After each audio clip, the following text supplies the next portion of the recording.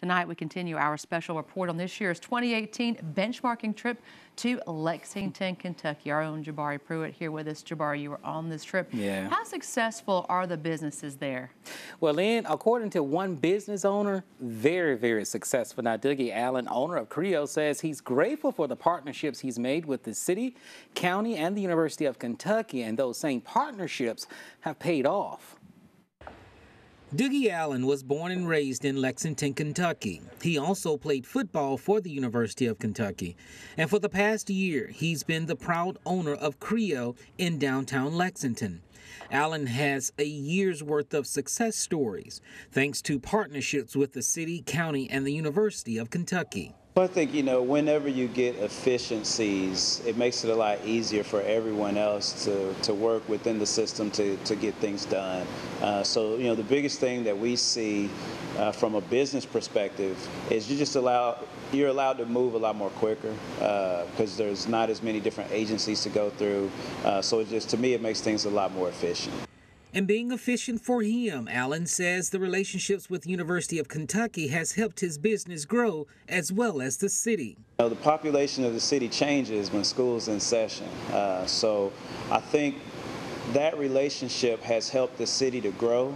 You have more students that will stick around in Lexington. They come from surrounding counties or even some surrounding states, and they fall in love with the city and they want to stay here. Lexington city officials call that quality of life. They say people aren't following jobs, jobs are following the people, and people are choosing Lexington. There's enough diversity in the industries here where it's an attractive place for people of different walks of life to live in. And it's really grown like that, really in the last probably 20 or so years. I think prior to that, you had the larger companies that employed a lot of people, but now you got a lot of smaller businesses, a lot of small companies that are choosing to be located in this region, and specifically Lexington.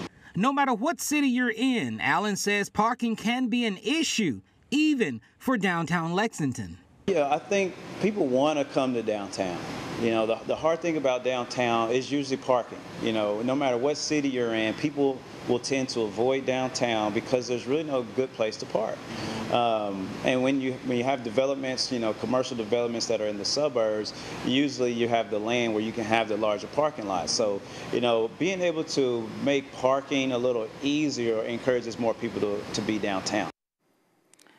Now, Allen says the success shouldn't always fall on city leaders. He says true success business owners being mindful how they treat people because it's a reflection on the city, something I never thought about.